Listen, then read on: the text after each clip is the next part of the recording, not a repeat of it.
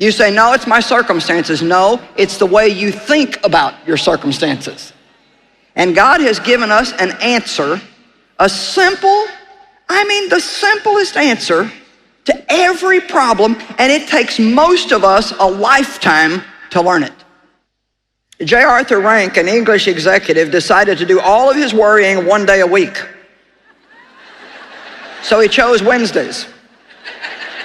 And when anything happened that gave him anxiety or annoyed him or bothered his ulcer, he would write it down and put it in his worry box and forget all about it until the next Wednesday.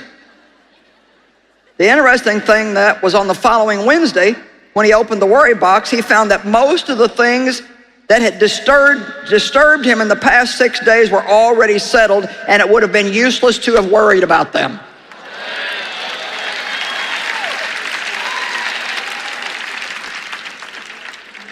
My administrative assistant is here, and when I was recovering from my hip surgery, I just asked him to give me, can I have 30 days without the phone ringing, without getting a bunch of emails, unless it's something really, really important.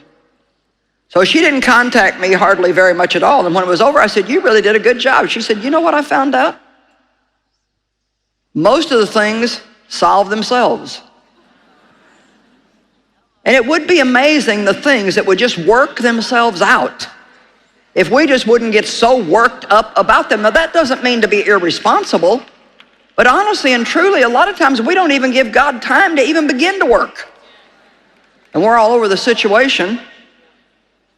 So do all your worrying one day a week, and you'll probably find out by the time it comes, you won't have to do any worrying at all. You know, very often I have what I call come to Jesus meetings. You know what that is? That's where you come to Jesus and you say, we need to have a meeting because I'm in a mess and I need some information. And I spent a lot of years in my life all stressed out and tied up in knots with headaches and all kinds of other stuff. And the doctors would tell me it was stress and it would make me mad. And I thought, no, you are the one stressing me out. You are making me stress, telling me it's stress. And I was like that because my mother had a mental disorder, and I did not want to hear the word stress because I equated it to not being able to handle life. And I was not going to have mental problems. And then finally, through a long series of education and understanding, I found out that stress can be caused from a lot of different things. And there were many of the things that I was doing wrong, like worrying, trying to change people. You can't change people. Only God can change people.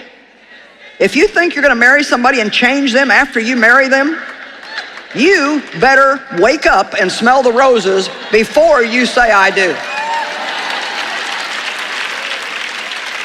Because I can promise you that they've got some bad habits that you have not seen yet until they get comfortable.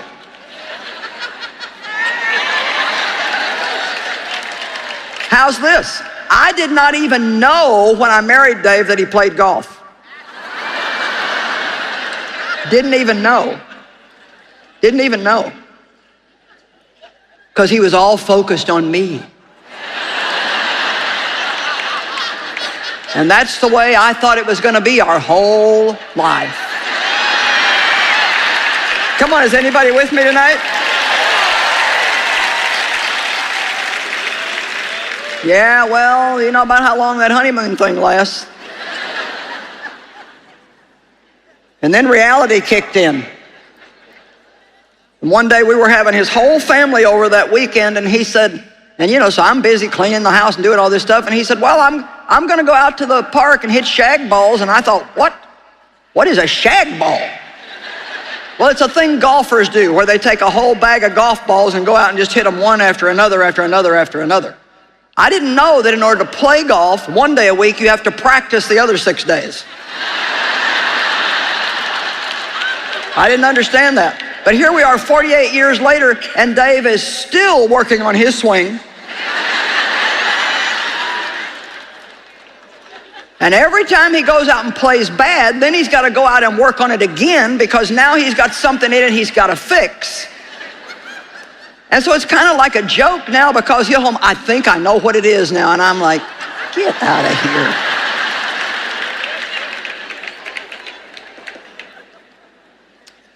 So as I've had my come to Jesus meetings and tried to get to the reality of what some of my problems were. Come on, look at me. Some of you that feel bad all the time, and I'm all with doctors. I mean, I go to the doctor when I need to. I've got medicine that I take, but I found out there's a lot of things you can't medicate. You cannot medicate a bad attitude. Come on. You can't medicate bitterness and hatred and anger and jealousy and resentment. Only God can take care of those things.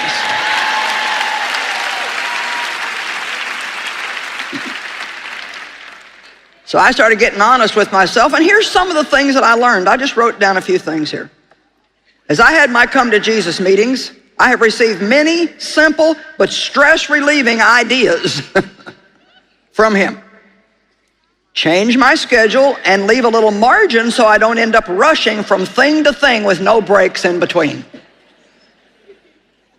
No, you don't like that one?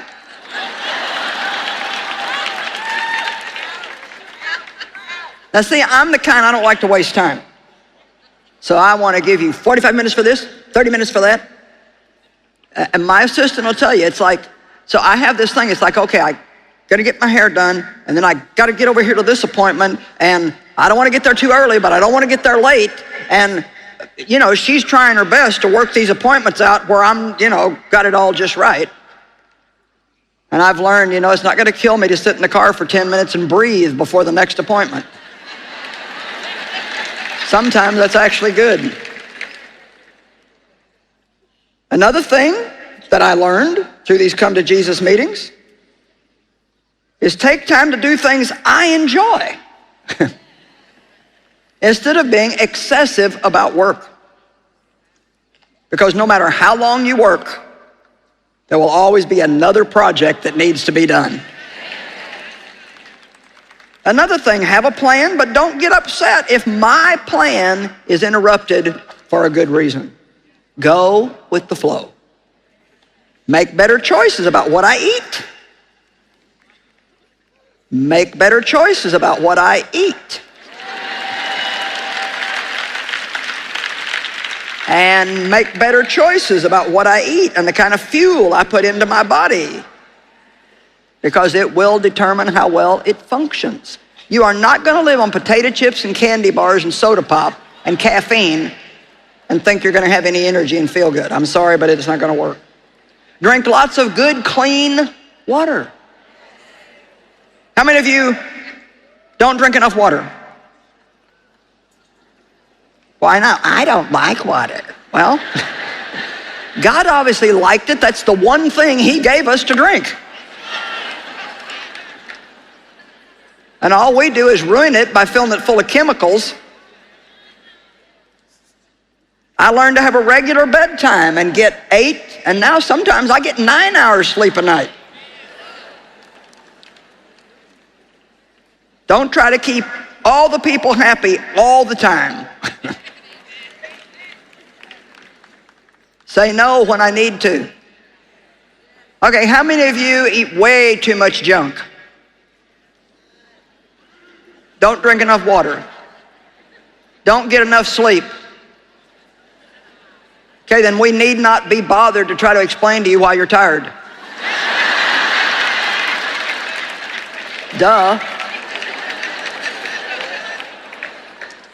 Why is it that we keep thinking that we can do the wrong thing and get a right result?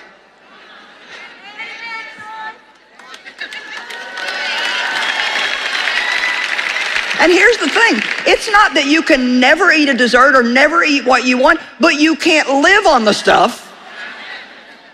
Anyway, I'm not going to get into a health message, but you know, the enemy just loves to put junk in our minds. And one of the things that you're going to find floating around in your mind on a pretty regular basis till you learn to recognize it and not put up with it is, I just can't do this. This is just too hard. I just cannot put up with you one